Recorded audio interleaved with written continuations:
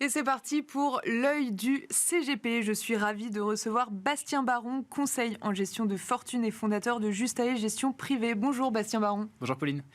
Alors, dans un communiqué de presse en date du 28 avril dernier, le ministre de l'économie Bruno Le Maire a annoncé que le déploiement du PER avait franchi la barre de 10 millions de titulaires et des 100 milliards d'euros d'encours. Alors, Bastien Baron, pourquoi le PER individuel peut-il être un outil de protection du conjoint survivant, voire de transmission transgénérationnelle ?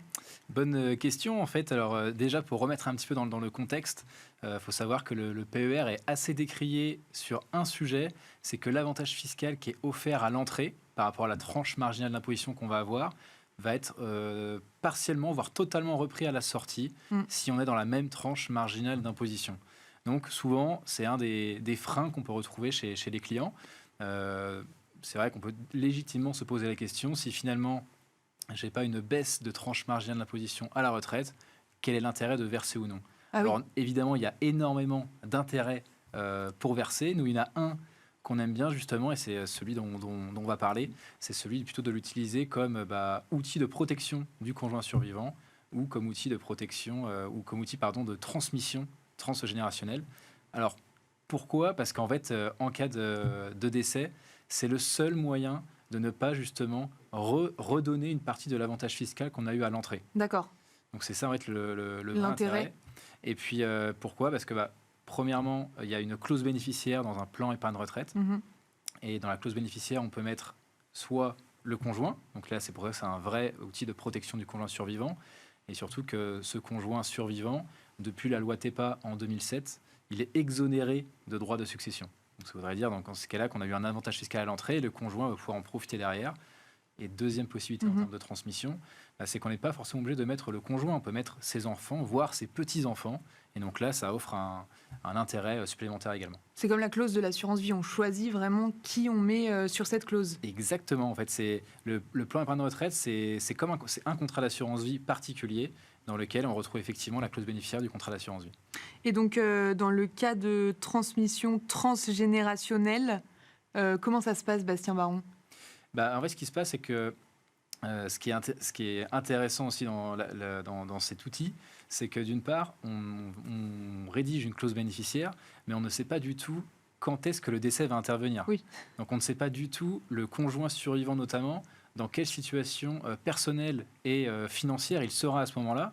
Donc chez Justae, ce qu'on fait beaucoup, c'est qu'on va en fait optimiser les choses en offrant la possibilité au conjoint survivant de se dire le moment venu, le jour où je vais hériter, bénéficier, en tous les cas, de ce contrat de mon conjoint qui est décédé, on va lui offrir la possibilité de renoncer au contrat.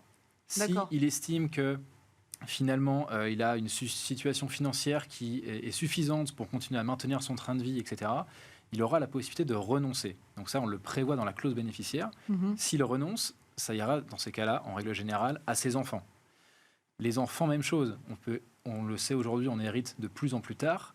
Et s'ils sont déjà, eux aussi, dans une situation qui leur permet de ne pas avoir besoin de cet argent, on leur offre aussi la possibilité de renoncer. Donc là, dans ces cas-là, ils pourraient renoncer pour leurs propres enfants. Donc là, on arrive dans ces cas-là aux petits-enfants du défunt. Donc là, l'intérêt, c'est quoi ? C'est que, en règle générale, les petits-enfants ne sont pas héritiers sur la partie successorale.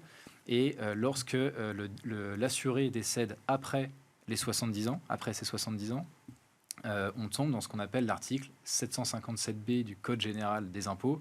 Donc ça veut dire qu'il y a un abattement de 30 500 € qui est divisé entre tous les bénéficiaires. Et surtout, ensuite, on tombe dans le barème successoral. Et le barème successoral, les petits-enfants, en règle générale, ils vont partir de zéro et ils vont monter petit à petit. Et normalement, ils vont être dans la tranche à 20%. Donc ça voudrait dire qu'on va avoir l'assuré, lui qui aura peut-être bénéficié d'un avantage fiscal à 41 voire 45% à l'entrée, lorsqu'il a versé dans son plan épargne retraite.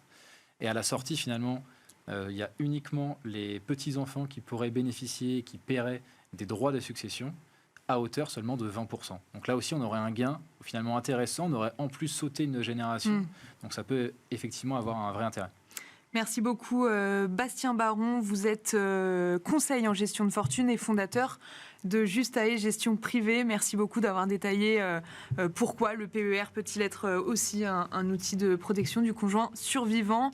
Merci à vous de nous avoir suivis et on se retrouve très vite sur Bismart pour un nouveau numéro de Smart Patrimoine. À bientôt.